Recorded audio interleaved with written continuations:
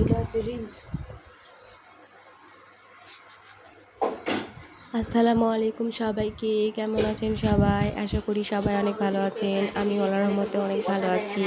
তো আমরা চলে এসেছি নানার বাসাতে ঘোরাফেরা করতে ঈদের পরে।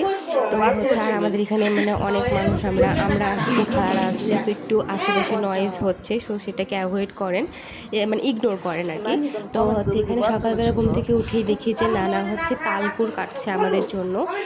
আর আমাদের এখানে এটাকে তালকুড়ি বলে। আমার নানার হচ্ছে তালের গাছ আছে, সেখান থেকেই নানা পেরে নিয়ে আসছে, আর এটা থেকেই তাল হয়, আর এটা খেতে ভীষণ মজা।